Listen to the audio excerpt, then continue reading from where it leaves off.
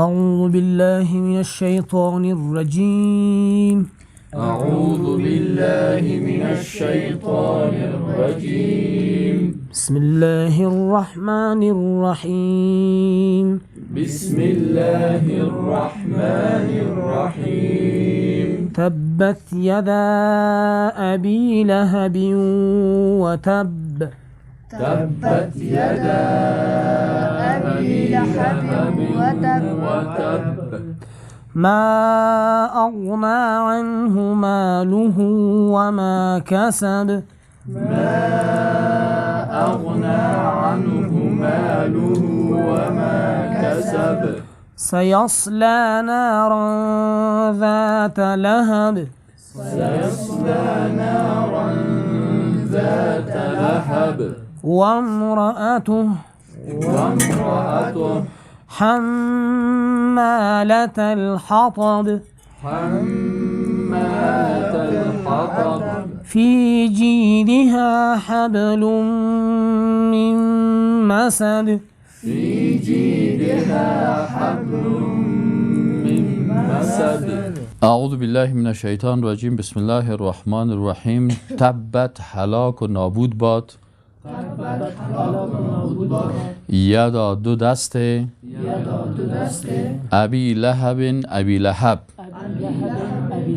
و تب و هلاک هم شد. ما اغنا فایده نکرد عنه از امی ابی لهب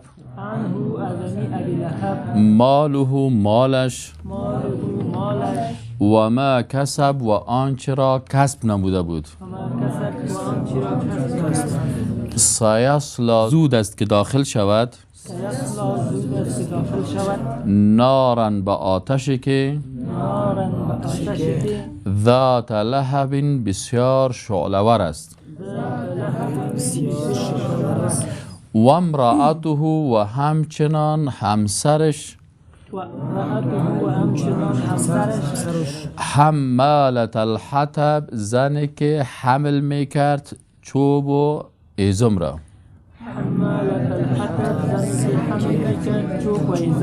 فی جیدها در گلوی او زن حبل رسمان است من مسد از امو شاخه ها یا از امو چیز درخت خرما لیف میگن. خب یعنی حبل من مسد یا رسمان من مسد از لیف درخت خرما. بسم الله الرحمن الرحیم. تبت هلاک باد یدا ابی لهب هر دو دستی ابی لهب و تب و هلاک شد خودی ابی لهب. ما اغنا هیچ فایده ای نکرد عنه از امی ابی لهب ماله مالش و ما کسب و آنچه را که کسب کرده بود. سیصلا نارا زود داخل شود نارا آتشی را ذات لهب اتر آتشی که صاحبی شعله است. و امرأته و نیز زنی او داخل شود به آتش شعله بر. حمالت الحطب اتر زنی که بردارنده چی بود؟ الحطب ایزون بود. فی جیدها در گلون او حبل ریسمان است من مسد از لیف خرما. بسم الله الرحمن الرحیم. تبت هلاک شود یدا دو دست ابی لهب ابی لهب و تب و هلاک هم شد. ما اغنا فایده نکرد عنه از او یا دفع ضرر نکرد از او ماله مالش و ما کسب آنچه را که کسب کرده بود. سیصلا زود است که داخل شود نارن با آتشی که ذات لهب شعله‌ور است یا صاحب شعله است. و امرأته و زنش همچنان حمالت الحطب که هیزمکش بود یا حمل کننده خار و هیزم بود. فی جیدها در گلویش حبل ریسمان است من مسد از لیف خرما. بسم الله الرحمن الرحیم. تبت خشک باد یدا دو دست ابی لهب و تب خشک هم شد. ما اغنا فایده نکرد عنه از ابو لهب ماله مالش و ما کسب و هر آن چیز را که کسب کرده بود. سیصلا زود است که داخل شود نارن در آتش ذات لهب بسیار شعله‌ور. و امرأته و خانمش حمالت الحطب که حمل کننده هزم بود. فی جیدها در گردنش حبل رسمان من مسد از لیف خرما. اعوذ بالله من الشیطان الرجیم. بسم الله الرحمن الرحیم. تبت خشک باد یدا اردودست ابی لهب ابو لهب و تب و خشک هم شد. ما اغنا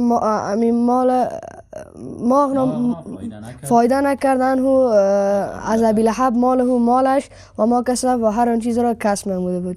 سیصلا زود است که داخل شود نارن در آتش که ذات لهب صاحب شعله است و امرأته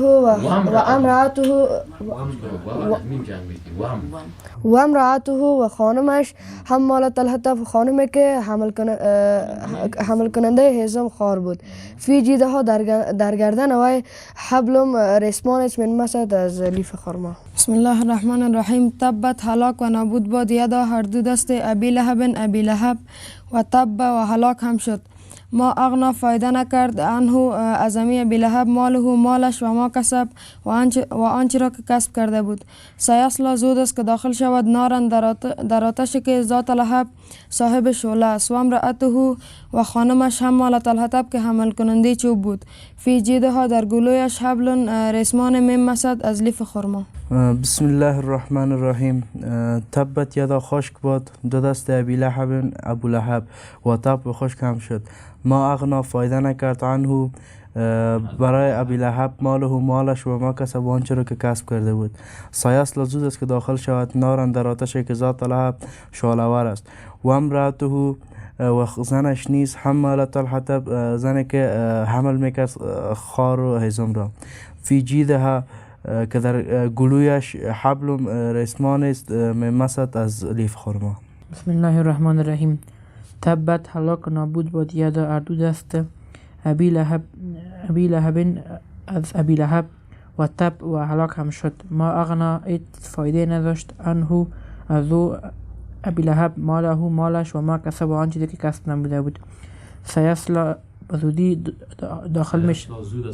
زود است که داخل شود نارن به آتش ذات لهب که بسیار شعله‌ور است و امرأته و همسر ابی لهب حمالة الحطب، کسی که حمل کننده هیزم و خار بود. فی جیدها در گلویش حبل رسمانی است من مسد از لیف خرما. بسم الله الرحمن الرحیم.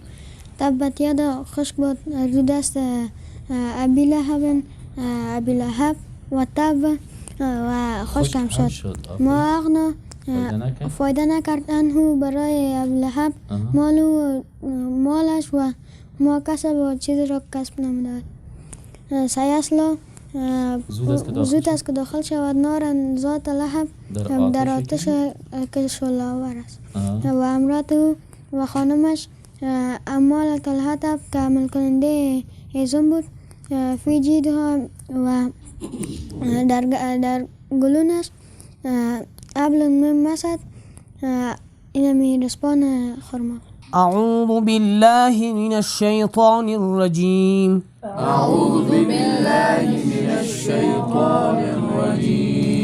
بسم الله الرحمن الرحیم.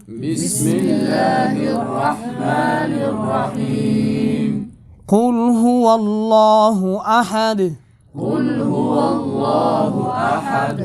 الله الصمد. لم يلد ولم يولد. ولم يكن له كفوا أحد. اعوذ بالله من الشیطان الرجیم. بسم الله الرحمن الرحیم. قل بگو ای رسول الله صلی الله علیه و سلم. هو الله اوست الله سبحانه و تعالی. احد ذات یگانه. الله سبحانه و تعالی. الصمد بینیاز است. لم یلد کسی را نزاده است. ولم یولد و از کسی زاده نشده است. ولم یکن له و نیست برای او کفوا شریک احد هیچ کسی. بسم الله الرحمن الرحیم. قل بگو ای حضرت محمد مصطفی صلی الله علیه و سلم، هو الله احد، اوست الله، احد ذات یگانه، الله الصمد، الله بی نیاز است، لم یلد نزاد ولم یولد و نه از کسی زایده شده، ولم یکن له و نبی باشد برای الله سبحانه و تعالی کفوا شریک احد هیچ کسی. بسم الله الرحمن الرحیم. قل بگو هو الله اوست الله سبحانه و تعالی احد و ذات یگانه، الله الصمد، الله سبحانه و تعالی بی نیاز است، لم یلد نزاده کسی را، ولم یولد و نه از کسی زاده شده است، ولم یکن له و نیست برای او کفوا همتای احد هیچ کس. بسم الله الرحمن الرحیم. قل بگو ای رسول الله صلی الله علیه و سلم، هو الله اوست الله سبحانه و تعالی احد ذات یگانه، الله الصمد، الله جل جلاله بی نیاز است، لم یلد نه کسی را زاده است، ولم یولد و نه از کسی زاده شده است، ولم یکن له و نیست هیچ کسی که کفوا و نیست هیچ شریکی که احد به او. اعوذ بالله من الشیطان الرجیم. بسم الله الرحمن الرحیم. قل بگو ای رسول الله صلی الله علیه و سلم، هو الله او الله سبحانه و تعالی است احد یکتا، الله صمد، الله سبحانه و تعالی بسیار بی نیاز است، لم یلد نه از کسی زاده شده، ولم یولد و نه کسی را زاده، ولم یکن له و نیست هیچ کس له با او کفوا شریک احد که هیچ کس. بسم الله الرحمن الرحیم.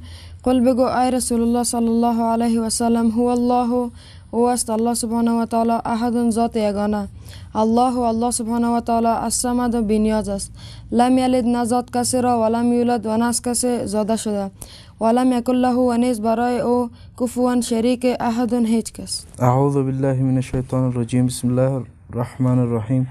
قل بگو یا رسول الله صلی الله علیه و سلم، هو الله است الله سبحانه و تعالی احد یگانه، الله الصمد، الله سبحانه و تعالی است بی نیاز، لم یلد نزاد کسی را، ولم یولد و نه هم از کس زاده شده است، ولم یکن له و نیست برای او کفوا شریک احد هیچ کس. بسم الله الرحمن الرحیم.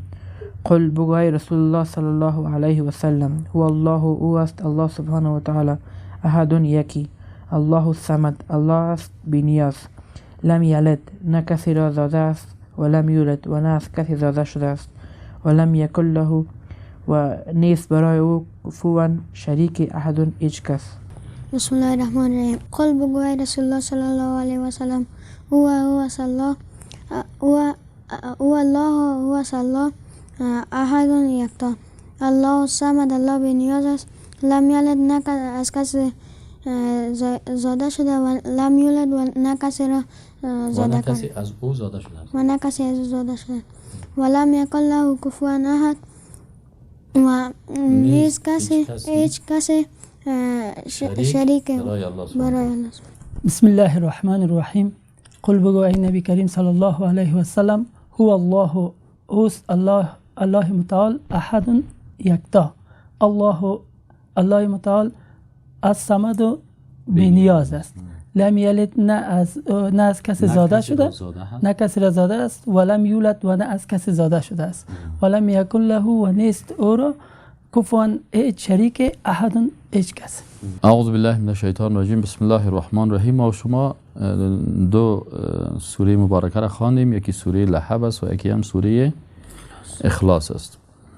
در سوره لهب اینجا این سوره مبارکه نازل شده سرکی درباره ابو لهب. ابو لهب کی بود؟ این کاکای رسول اکرم صلی الله علیه و سلم بود، و وقتی که این خیست با وجود از اینکه کاکای پیغمبر بود و میگفت که ما نواسای ابراهیم علیه السلام هستیم، نواسای اسماعیل علیه السلام هستیم، ما خاندان پیغمبرها هستیم، ولی با وجود از این هم اینا چی کردن؟ شرک و بت پرستی و بدعت ها را ایجاد کردن. همیشه انسان هایی که شرک میکنن و بدعت میکنن یا با ضد پیغمبر می باشن و ضد کسایی می باشن که همون قرآن و سنت تشریح میکنن. همیشه انسان هایی که در شرک مبتلا است و در بدعت مبتلا هست، چرا اونا همیشه فکر میکنن امی گناهگار کس او احساس میکنه من گناهگار هستم، اما مشرک و بدعتکار کس او چی میکنه؟ او فکر میکنه من خوب دیندار هستم.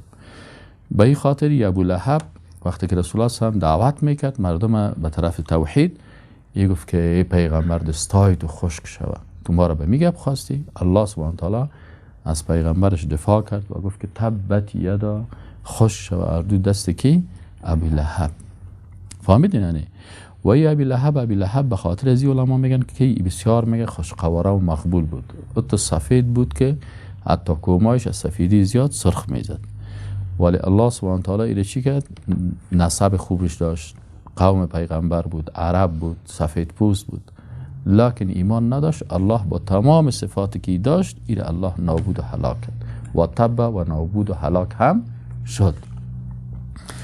او تو ابو لهب فکر میکرد که والا بر ما، چون اکثر مردم فکر میکنن که ما اگر مالدار باشیم، اگر بچهای زیاد داشته باشیم، باز دیگه این مال و فرزندای زیاد باز به منفعت ما هست.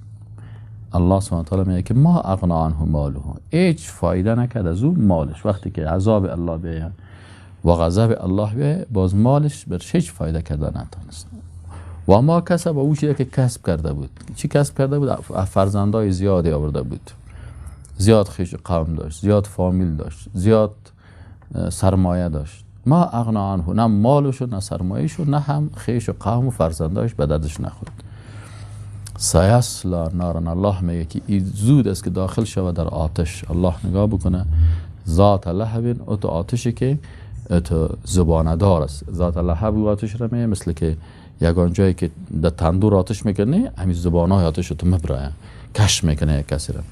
دیگه میگه این تو آتش قوی هست که زباندار است که دونمو ای دیگه پایان بالاش میبره. فهمیدین؟ و زنها که هستن، خانم فرعون شوهرش کافر بود لکن خودش دیندار بود. الله او رو در حفظ و امان خود نگاه کرد و حتی درباره خانم فرعون در قرآن عظیم الشان ذکر شده. ضرب الله مثل للذین آمنوا امرأة فرعون. برای مسلمان ها ضرب المثل گفته شده که خانم فرعون که بسیار شخصیت عالی داشت. اما خانم ابو لهب که بود، ام جمیل نام داشت و این یک زن بیدین بود. اما کارهای زشت و بد اخلاقی و بی‌ایمانی و کفر که شوهرش میکرد، ای هم میکرد.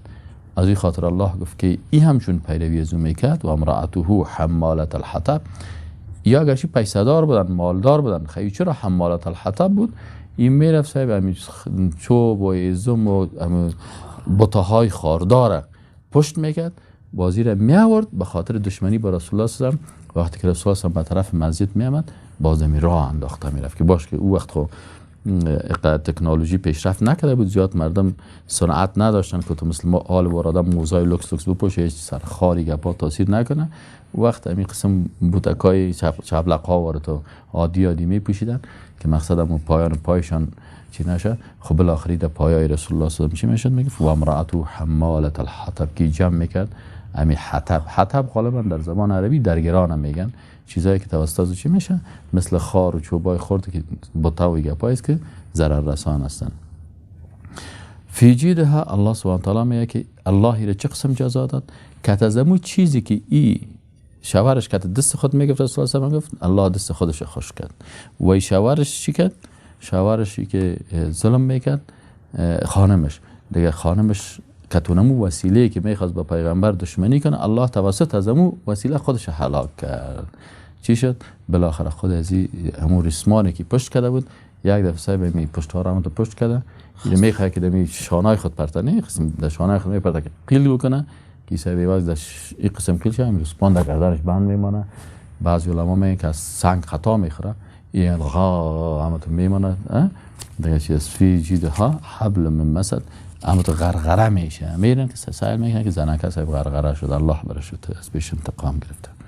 در سوره مبارکه دیگه که انسان مسلمان در نماز میخونه، ایره سوره اخلاص میگن، سوره توحید هم میگن. سوره اخلاص و توحید چرا میگن؟ که در این امو مشرکین یا مردمای دیگه که آمدن، بعضی کسا سه خدا را عبادت میکردن، مثل نصرانی ها میفتن پدر و پسر و روح القدس است. بعضی ها به نام چی بودن؟ زردشتی ها بودن، یا میفتن دو خداست، یک خدایشان از زردشتی ها یزد یا یزدان بود، یکی دیگه هم اهریمن بود. دو خدا داشتن، یکی یزد و یزدان، یکی هم اهریمن. بعضی ها مثلا ستاره ها را پرستش میکرد. مردم آمدن پیش رسول الله که رسول الله یا محمد صف لنا ربک، تو پروردگار تا بر ما توصیف بکن. چه قسم است؟ این سوره مبارکه نازل شد که قل بگو ای رسول الله صلی الله علیه و سلم هو شأن و عزت ازو ای هست که الله ذات بسیار چی هست؟ احد یگانه هست، ذات یگانه. الله الصمد، الله بی نیاز است. ای که بت پرستا مثلا می رفتن پیش بت ها، میگفت پیش بت چرا میری؟ میگفت ای خود سکرتر است یا رئیس دفتر است یا بادیگارد است، مقرب است، ما میریم پیش ازی بازی عریضه ما را به الله میبره. اینجا برشان گفت که الله الصمد، الله چی است؟ بی نیاز است، هیچ ضرورت به سکرتر و رئیس دفتر نداره. وقتی که بندیش کتش الله بگه در قلبش مستقیما اذا سألك عبادی عنی فانی قریب. وقتی که بنده های ما درباره ما سوال بکنم من چی هستم به بنده خود، باز آیت شریف میگه که و نحن اقرب الیه من حبل. الله میگه من قریب هستم از شارک گردنم. متوجه هستین؟ منتها نزدیکی دو انسان این را باز تشبیه نکنین با نزدیکی الله. الله با علم خود به ما نزدیک است، با عظمت خود، با جلال و قوت خود، با این ذات رقیب است. اما تو نزدیکی که دو انسان داره این قسم باید تشبیه نشه. فهمیدی؟ یعنی لیس کمثله شیء، مثل الله و باید ما رو به خود تشبیه نکنیم. پس الله با ما نزدیک است به اساس چی؟ با علم خود، با قدرت خود، با امور توانایی خود. فهمیدین؟ دیگه الله کس چی است؟ صمد، بی نیاز است. به این واسطه ها و به این چیزهایی که مردم میرفتن پیش بت ها میرفتن و پیش قبر ها میرفتن، الله به اون نیاز نداره. فهمیدین؟ یعنی لم یلد، الله سبحانه و تعالی کسی را نزاده. اینا که میگفتن که الله یعوذ بالله، نصرانی ها میگفتن که عیسی بچه خداست، الله گفت نه، رد کرد. نصرانی ها گفت عقیده از چی است؟ باطل است. لم یلد، الله کسی را نزاده است. و بعضی ها میگفتن که خدای پدر اصطلاح داشتن، فادر گاد، وقت میگفتن سن گاد و فادر گاد. الله گفت که ولم یولد، الله سبحانه و تعالی خودش هم از کسی زاده نشده است. ای که انسان پیدا میشه مادر ضرورت داره و پدر ضرورت داره و فرزند ضرورت داره، ای خو انسان های عاجز هستن. فهمیدین؟ ولم یکن له کفوا، و نیست برای الله سبحانه و تعالی کفوا شریک و مثل ما و شما مثلا شریک داریم در دکان خود، شریک داریم در تجارت خود، در صنف خود صنفی داریم، در دفتر همکار داریم. الله سبحانه و تعالی برای هیچ کسی شریک و همتا و همسر و ایگپا نیست. کفوان هیچ کسی، کفوان شریک، احدون هیچ کسی. پس انسان مسلمان وقتی که در نماز استاد میشه الله را به وحدانیتش میشناسه، بعد از او میفهمه که الله به صمدیتش بی نیازیش است. الله بر من نزدیک است و هر کلمه که من در نماز میگم الله چی میکنه؟ او را میشنوه خودش مستقیما. از این خاطر انسان نصفش او میخیزه، اما تو یک کسی رو نمیبینه، به بارگاه الله رجوع میکنه و چی میشه؟ و انسان کامیاب میشه.